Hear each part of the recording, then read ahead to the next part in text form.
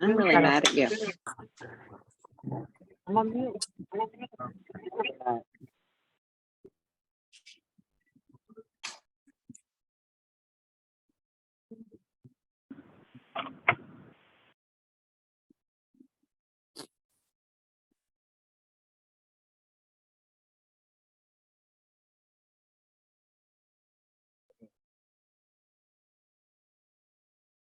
Can everyone see my screen? Nope, I can just still see you. Still see you.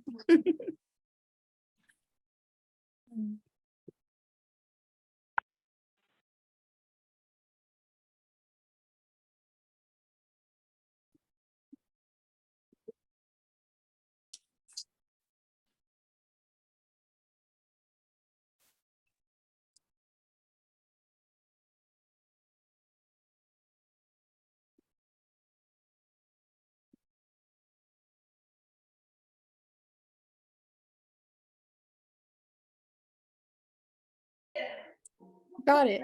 Yay. Okay. Yay.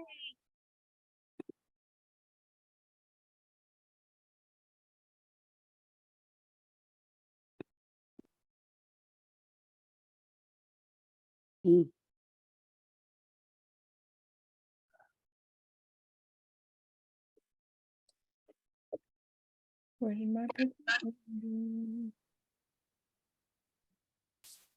Can you see the screen now? Yes. Yay. Okay. Hi, everyone. Welcome to the all call. We're just going to give everyone a couple more minutes to log in and then we'll get started. Say 2 more minutes.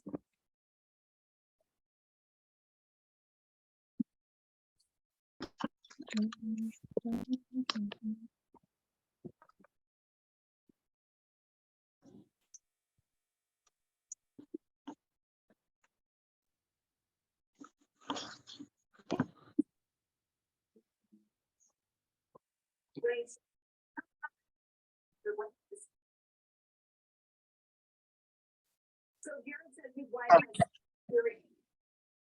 traffic officers driving very fast on were taken to the hospital and charges are still pending. It's not Amber has reported contact in their and raised. Amber police say the suspect vehicle took them on a chase in both directions of I-70. What is that audio? You can just mute yourselves and also There she goes. Can you just mute yourself?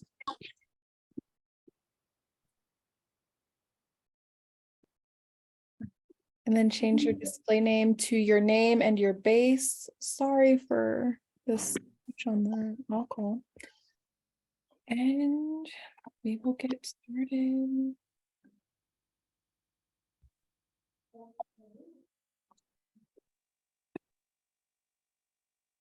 Oh, what is this graph? Do you guys see this? Or am I- Yes. Yeah, I can see it. I don't know what this is. I'm sorry. It was not like that a minute ago.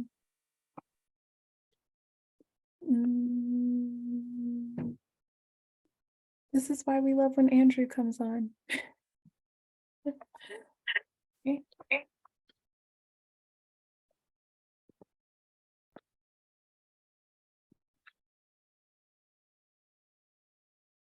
And we will get started with the mutual respect policy. Chase Ilsley from Council 71 will read that for us.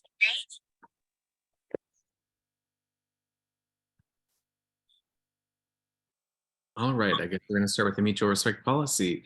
The Association of Flight Attendants, CWA, is opposed to any discrimination based on age, color, disability, gender identity, and gender expression. Unacceptable behavior includes unwelcome physical, verbal, or nonverbal conduct, including the use of electronic communication and any behavior that ridicules, intimidates, or is physically abusive or disruptive. But we ask of you to treat everybody, including all AFA-CWA members, leaders, and activists, as well as AFA-CWA staff members and meeting guests with respect and dignity.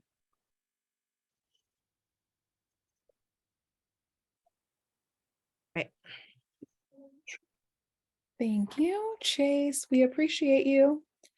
We will start with our introductions. The Master Executive Council is Jen Sala, our MEC president. She's Denver-based. Andrew Kofflow is our MEC vice president. He is Trenton, Philly-based. And myself, Toy Scott, I am your MEC secretary treasurer, and I am Atlanta-based.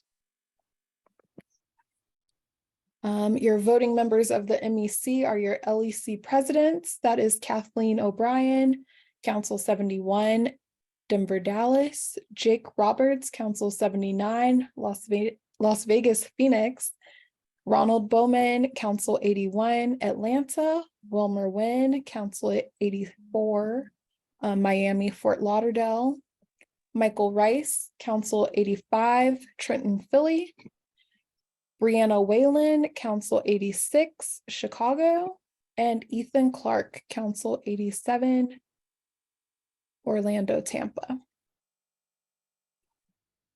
I am really sorry for this chicken scratch right here. I have no idea where that came from. I feel like it originated from my screen, Toy, but I can't figure out how to erase it because there's weird stuff on my screen as well. So it might be me, so I apologize. I'm sorry. Executive Council for LEC 71, Denver, Dallas is Kathleen O'Brien, as mentioned earlier, Chase Ilsley, your vice president, and Ashley Rosen is your LEC secretary. Below are their listed emails. We are getting new email addresses, which I will talk about later. As noted at the bottom.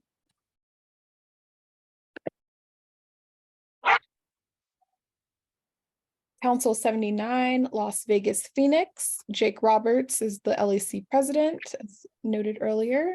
Nu'u Rare is your LEC vice president, and Cherie Owens is your LEC secretary. Emails below. For Council 81, Atlanta, Ronald Bowman is your LEC president. Judy Mentor is the LEC vice president. Once again, emails below. Council 84, Miami, Fort Lauderdale, Wilmer Wynn is your LEC president. Namisha Edmond is the LEC vice president, and Belinda Reedy is your LEC secretary.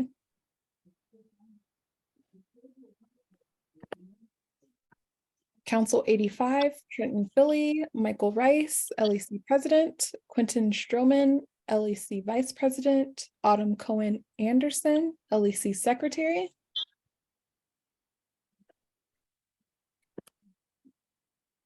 Council 86, Chicago, Brianna Whalen is LEC president, Suzanne Suku is LEC vice president, and Yahara Lopez is LEC secretary. And finally, Council 87, Orlando, Tampa, Ethan Clark, LEC president, Katie Frank, LEC vice president, and Cheryl Stockstill, LEC secretary. Emails below is listed.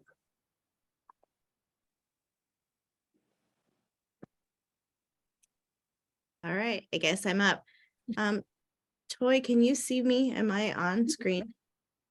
I can see you.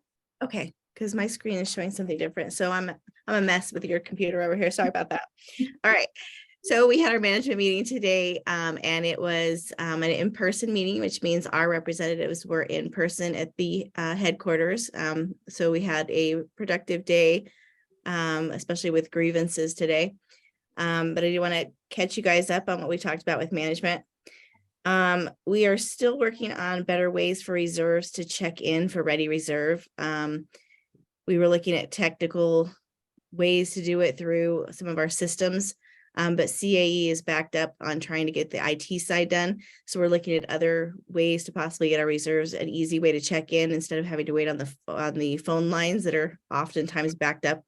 So we'll still work on that. We'll keep you informed as soon as we come to a better arrangement here. We're also still waiting on FAA approvals to end that passenger count. We all know that the passenger count's a pain, and the way that they want us to do it with so many variables is not fun. We keep pushing management to get the FAA approvals so that we don't have to do it anymore. And they're still pushing, no end date in sight yet. The crew pay app was given to payroll last month. So far, it's been successful on their end, but there's still no timeline as to when they're going to roll it out to us. So we'll keep pushing that one and making sure that we get that crew pay app out so that you guys can watch your pay in real time. An issue that came up this week that I didn't know was going to be an issue was soft blocking of the back row. We had thought that it was already taken care of. I was told through Facebook of all places that that was not the case. And so we went back to management to make sure it had been done. And they went to IT with some of the flight numbers we gave them that were not boarded correctly. What they figured out was that the 321 Neo was the only one that was updated. So if you've flown on a 321 Neo lately, you might have noticed the back row was blocked. All other aircraft were not put into the system yet. So they are telling me that they did that yesterday and that now we should have soft blocking on all our aircraft. Please let me know if that's not the case. You can email me anytime. Like I said, it's not going to happen on every flight, but the flights that are not full should not have your back rows filled unless a passenger specifically requests it. All right. It's been a wild ride for crew scheduling. And when it's a wild ride for crew scheduling and they're in IROPS, it means we have a ton of other issues. So one of them has been hotel issues. Scheduled and ad hoc hotels have been a mess. We've had crews waiting in airports, crews waiting for transportation, crews waiting for an update. First and foremost, we want to make sure all of you have the API app. The API updates their app at the same time that they update crew scheduling. So if we can't get through to crew scheduling, your hotel should be on the API app as soon as it is assigned. So please make sure you have that. Remember, if you don't have a hotel within 90 minutes, you can get your own. And I know this is not what a lot of people like to hear. We may not have the money available to do so, but that is an option for you. The other option is to get transportation to your hotel. All of this gets paid back through our Coupa and you can look at the back of your appendix of your contract to find out how to fill out the Coupa paperwork or the Coupa online to make sure you get paid. Generally, a check is mailed to your home within 2 weeks of that going in. So those are options for you when you find yourself stuck. We are still working on a number of issues with crew scheduling because of all these IROPS. Several things have come up. So we're looking for solutions currently to the long phone waits. Obviously, the no hotels being scheduled. The long processing of folders, because when they're in IROPS, they ignore the processing of the folders, and also the out of order processing of the folders. We're also looking for an ability for us to self-notify. And we're going to get more information on that. That will hopefully become something we can do regularly in the next few weeks. So hopefully we're working towards some solutions that are going to make our lives better. Keeping in mind that things take time. We've recognized that there's a lot of problems. So now we're looking for the solutions to those problems. So that's where we are with crew scheduling. We know it's been rough for them, but it's also, whenever it's rough for them, it's definitely rough for us out on the line. So keep your contract handy, know what you can do. And if you need our help, please reach out. If you guys are stuck in airports, you're stuck somewhere, reach out to the union, let us see what we can do to help you. Other issues, too hot, too cold. That is a campaign that AFA has been running for several years. Temperature on the plane is when it gets too hot or too cold, it's not okay. We all know it's not okay. And so we've discussed with company what we should do as flight attendants when we get on an airplane and it's too hot. Currently, of course, we always let the captain know that we're not comfortable boarding in that temperature. But we've also found is that the captain may not be there. Sometimes the captain doesn't show up or the flight crew doesn't show up until halfway through our boarding. So what are our options at that point? What you want to do at that point, if your gate agent is not agreeing with you that it's too hot for you to board, then you're going to want to ask for the station supervisor, or if you're in a base, the in-flight manager, and have that discussion with them about whether or not the airplane is okay to board. We can't make that decision unilaterally as flight attendants, but we can make that decision by going through in-flight management, our captain, or through the ground supervisor. So those are your options for when the airplane's too hot. The good news, and hopefully it'll be great news, is that our too hot, too cold campaign through AFA, through legislation, the cabin temperature issue has been put on the FAA reauthorization bill. The reauthorization bill went through the House Representatives. It's going to be on the Senate floor soon. If it passes, there is, and nothing gets changed, of course, there is a stipulation in there that says that the cabins shouldn't be any colder than 64 degrees or any hotter than 85 degrees. So hopefully with that, that'll help us. Once it's legislated, then we can we can make sure that those passengers aren't being boarded when it's past those temperatures. Currently, that's past the House and in the Senate. So if you get a call from us or you get a text from us to tell you to call your senators, because we want this authorization passed, this reauthorization bill passed, that's one of the reasons why you might want to take the time to give them a call. All right, so that was too hot, too cold. Walkie-talkies, I like to call them walkie-talkies. I guess that's the 80s in me. But the radios in the station or the walkie-talkies, we've seen them in Dallas. And apparently they're also in Chicago and Philly. They're testing out the radios, giving the radios to the A flight attendant so that you're able to get a hold of the gate agent at any time during boarding. It's been running as a test, like I said, in Dallas, Chicago, and Philly. The test has been going well so far, and we're expecting that they're going to have them in every station soon. We just don't have them yet. So that's something to look forward to, a way for us to get a hold of the gate without us having to leave the aircraft or having to send the captain or whatever our procedure is that we rely on today. I've seen an uptick in catering issues. Please write it up or contact Anthony. Make sure that they know. I know we get tired of writing these things up because it feels like nothing gets fixed. But when we stop writing them, they think everything's fine. So if you're still having catering issues, you're not getting ice, you're not getting water, you're not getting gloves, you're not getting trash bags, please either write it up through an incident report or write it or email Anthony. Or if some of you have his phone number from a text number, whatever you have to do, just make sure that they know that it's still not okay. Because once we stop talking, they just figure we're good.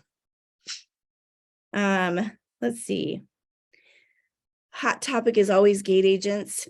The gate agents, we know with the bags, with non-revs, with jump seating, it's been a mess. So we've talked to Kathy Miller. She's in charge of the gates here. Frontier has also put two new people, two new leaders in airport ops. They are currently surveying airports for stuff like issues with the gates, or even stuff like, is there ground air here? Which goes back to the temperature issue. So there are things being done, looked at least, to try and make things better. As far as you guys having trouble jump seating, I've heard a lot lately that the gate agent says you're not allowed to jump seat. There's something wrong here, that you're not in the system. When they talk about not being in the system, that is called the CAS system. That is for pilots. So if they pull up the system and they say you're not in the system, tell them you are a cabin jump seater, not a not a flight deck jump seater, and that you do not need to be in CAS because CAS is for pilots only. So you would not be in that system. All they need from you is your Frontier ID and to know that you're a Frontier flight attendant. And they should be able to accommodate you on the jump seats for Frontier. Also, we've had issues with them leaving non-revs behind. The more reports that they get specifically, so we can figure out which gate agents may be involved with just ignoring our non-revs, we need that information. So whether you send it to us, whether you send it to Kathy Miller, someone needs to know. So if something happens out there and you're not getting your benefits because of something someone else is doing, please report it. Let us know. Let us try to fix it. And please, if you, Kathy Miller at flyfrontier.com, she is the operations coordinator for the gates. So that's a good place to go as well. We also know that the Go Wild Pass is not helping us with our benefits. Unfortunately, that is a business decision for Frontier.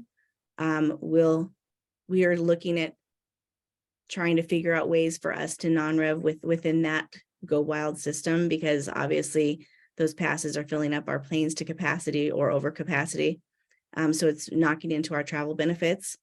Like I said, it is a business decision, so it's not something we have a lot of control over or a lot of things that we can do about it. However, if we can come up with some other plan, some other way that we can non-rev, some other way that we can be in the system, something that we're looking at, or maybe, like I said, we're looking at it. We know that everyone's bothered by it. I'm bothered by it, but there's not a solution yet. So we're going to continue to work on that one. LOA 11 is extended for 60 more days. I haven't got the newsletter out to you. I will get that out to you as quickly as I can. Currently, it's not official, which is why I haven't put out the newsletter, but it is a verbal agreement currently, and it will be signed on Monday as an extension. So just go ahead and continue to follow the LOA 11 rules for AVA. You don't need to call them. So LOA still stands. LOA 11 still stands. I think that's it for me. At least that's a whole management meeting, I think. Okay, I'll take over. Hey. Hi again, everyone. Okay, just an update on emails, because your union officers and representatives got new emails today, actually. Everything will now be at afafrontier.org, and if you go on our website, it says that it's under construction. However, you'll be getting communication through e-lines with all the listed emails and on social media as well. Major thing just for this week until August 11th, if you email your local leadership, please include the current email and the afafrontier.org email. We just want to make sure that everything's connecting and we are getting emails that you send to the new emails. And we don't want to miss anything. So sending it to that old one and the new one just until the 11th. We're just asking for your patience with this. That's partially my fault too. I'm a little overly cautious and I just need everything to be perfect. So to make sure that nothing falls through the cracks until August 11th, you'll be doing both emails. Summer raffles are still going on. Some of you guys got text messages. I will say again what I told you guys last month on the all call. Texting will only be once a month, mainly for the all call reminder. However, since we're doing raffles, they'll end at the end of this month actually, but while we're doing raffles, you might get 1 or 2 a week. We are not going to bombard you with text messages in the long run. Once again, only for the summer. For our raffles, we've had about 8 winners so far. Some things have shipped out already. Some things will be in V files. And we'll communicate more through email once you win a prize. But we're really excited to give away some swag. Also follow us on social media and make sure if you are not already signed up for those e-lines, you go to afanewsletters.org and sign up, because that is where our communications goes to first. You will not miss anything if you are signed up for the e-lines. All right. Are we ready for questions? Yeah. All right. If you have a question, if you want to raise your hand in the reactions, or if you want to put something Hi. chat. I'm not able to raise my hand just because I'm calling in. Okay. This is Vigo. I'm how are you? the Tampa Bay rep. Hi, I'm great. How are you guys? Good. Good to hear from you. Yeah, no, it's awesome. The questions that we have is, we just want to know when we can expect minutes so that we can disseminate the information to our respective councils that weren't able to participate in this. Yeah, that's the first question. Minutes for which meeting? Vigo? Yes, You want minutes for which meeting? for this one, just so that I can disseminate it to Okay, the people This one, in my this council. one's being recorded and they can look at it. Toy, correct me if I'm wrong. We attach it to afafrontier.org. So after this meeting, anytime they love want that. to come in. And I'm sure most of the information that we gather on this also goes out in a newsletter that we'll be putting out probably in the next few days, if that helps. Thank you so much. I really appreciate that. Yes, absolutely. Both are under the MEC tab. So once you click on the MEC page, scroll all the way to the bottom, you'll see the link to the all call, and you will see links to the newsletters. All right. Thank Jen, you so much. no problem. Jen, would you like to talk? Yes, hi. Hi, how are you? I'm good. How are you? I'm good. So this new 60-minute cutoff for passengers to drop off their bags at the ticket counter. So if I know it may be too early to ask this, but concern is that the agents won't still be there, or people will get in line and the line closes. So then they're stuck with their bags, but they've paid for the fees online. And then they bring it to the plane, and then the agent is now could the agents then possibly try and charge them the $99 fee there at the gate? Technically on their ticket, Jen, it should say they have a checked bag. Okay. How that's going to play out with these gate agents, I don't know, because they're going to say, well, you already checked a bag at the gate. Well, I was late and it didn't check, so here I am. So how it plays out is yet to be seen, but it should designate on their boarding pass or on their ticket or on their lease so that they have a checked bag and that they've paid for it. Good to hear. I feel like we are still going to hit some serious bumps on this one, but hopefully it won't go as bad as we're all anticipating.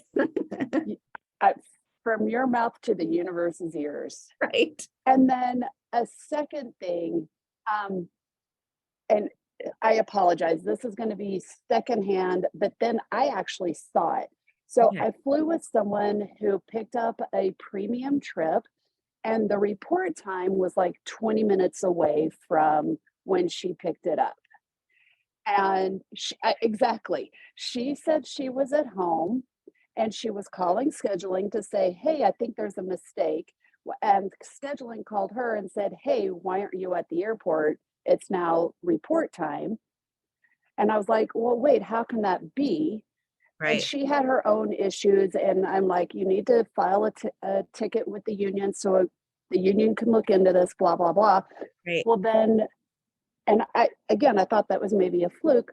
But 2 weeks ago, someone else, we were waiting for our plane at Denver. Someone pulled up the Denver premium, and there was a trip in there with a report time of like 20, 25 minutes away. And yeah, Well, the good news is, Jen, is that we have it all in the files when they should show when they have picked up the trip. Crew scheduling should show when they picks up the trip. If they file a ticket, we can trace it all back and it should pan itself out where they won't get in trouble for it. But I mean, honestly, if you're picking up premium, if you're picking up any trip, we always recommend that you screenshot, because if you screenshot it and then they call you, we can say, hey, we've got a 2-hour window contractually to make it to this trip, regardless of what time it was when we picked it up. We picked it up at this time, you approved it at this time, we have 2 hours to get there. So we can always make that case as long as we have that record. Knowing that this one, that when you're talking about probably didn't pull, probably didn't take a screenshot. So we'd have to go back to the recordings or anything that's ever happening. So that would be a whole different ball game, but we can get to it, I think. But yeah, I can talk to crew scheduling and find out what's going on. They're supposed to assign it to reserve 2 to 3 hours prior to the departure. So if it's a dual base location, 3 hours before it should go to a reserve. They should take it off the premium pot, and in a single base situation, it should be 2 hours and they should be pulling it. So the fact that they are always in IROPS lately is probably the reason that we're seeing it. They haven't pulled it in time and then someone picks it up. But it's not okay, as you obviously know. No. And I felt for her because she got a late sick call. They were going to give her a no call, no show. And I'm like, oh, no.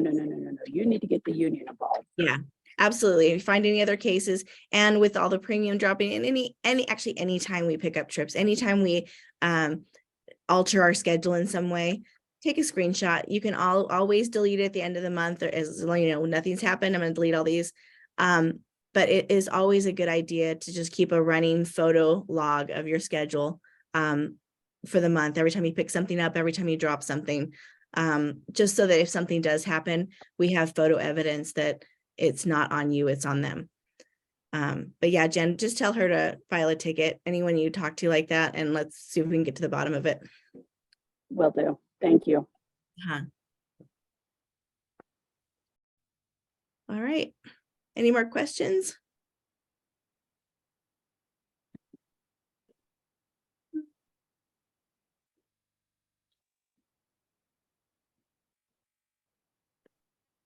You guys are going to be easy today. Yeah.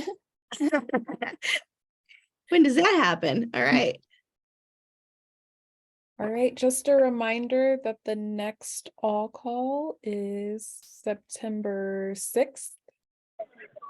I'm sorry, I have one more question. No problem. Go ahead. This is Diego again. I'm so sorry. It's okay. I just had a question about where people can access the emergency union line, or how they can get in contact with the union in an emergency situation. The emergency hotline number is on our website, afafrontier.org. Let me. Is it easily accessible at this moment? Yeah, I'm grabbing it. On the AFA website? It is, and Toy's going to grab it for you so that you have it. On. Sorry, my Wi-Fi just went out. It's on our contact page. It's on every LEC page with the extension for that LEC. It's on the committee pages that are on the committees. And it's at the very bottom of our, if you scroll on any page, it's at the very bottom, the footer. Phone number is 1-844-232-3971. And I will put that in the chat. And also, to answer your question, if you email your local councils, Las Vegas at AFA Frontier, Orlando MCO at AFA Frontier, there's 3 officers on those emails. And if it's an emergent situation, they will get back to you as quickly as they can. the hotline will also ring us, but also those email addresses. If you have 24 hours, 48 hours, and you just need some questions answered, filing a ticket with us is the best way to get to us. Absolutely. So yeah, so you've got the hotline, you've got your local councils, emails, and then you also have the hotline if you need it. Thank you so much. I really appreciate it. All right, no problem. Hey, this is Rebecca. I have a question about our next contract.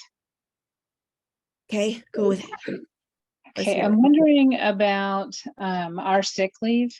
Mhm. Our points are definitely increasing instead of decreasing. And I'm wondering if there's a way that we could possibly receive the points after we've exhausted the sick time that we've accrued.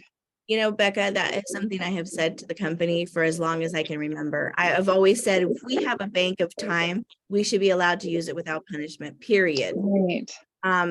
However, that's not the way the company sees it. And of course, if this is something you guys want us to fight for in the contract, we definitely will, but keeping in mind that winning this battle is not an easily won battle.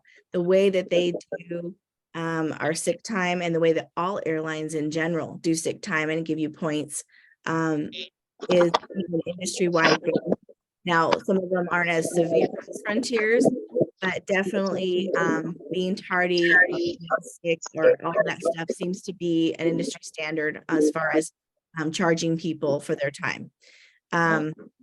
So yes, absolutely something we can bring up in negotiations.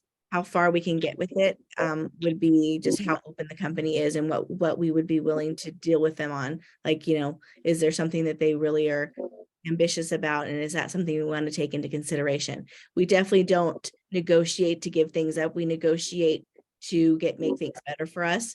Absolutely. There are definitely certain things that the company is going to come to the table and really, really want. And there's certain things that we're going to come to the table and really, really want.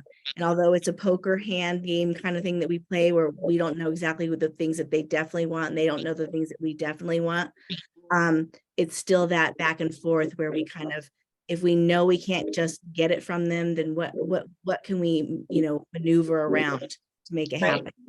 All right. Well, thank you for that. I just think it's I so. know. We all Yeah. hate it. We all hate it. I mean, I'm with you. I cannot believe we get all this sick time and then when we use it, they punish us for it. I don't like that. Can be fired for it. Right, exactly. It's ridiculous. So I'm with you. But we're all working within this weird system that we're in. And we'll try to make it better, right? Every day. We're doing it. Then I You know- have a question about everybody leaving at the top down. Yeah, you know, Kind of I guess, I mean, bizarre. the only ones that have left recently that I am aware of is Jake, but that it's above in flight at least. Jake Filing was our VP, and now Stephen Howell. Obviously, There's some left in HR too, right? you know, there's so many people that come and go here that it's hard to keep track. But Amen. definitely in our direct line of supervisors, yes, we've lost two high ups. Jake being a few months ago, and Stephen coming up in the next few weeks. There's who knows. I mean, can we start a rumor? We could, but I'm kind of excited about it, honestly. There's been so much movement. There's got to be something happening that's going to be fantastic. The other thing, it's Becca, fantastic. is we've said this for 20 years. I mean, you think about it, we've all said for 20 years, oh, someone's going to buy us, or this is going to happen, or we're going to merge with somebody. And there's always good evidence that we're pointing in that direction. And then nothing ever happens. I mean, the Spirit one came out of left field. Nobody thought about it. And it was the only one that was actually real. So, Right. so there is, I mean, who knows? I haven't heard anything specifically. I don't know anything more than you guys know at this point. So as far as I can tell, it's just a change in management up at the top. Okay. It would be even better if it went a little higher.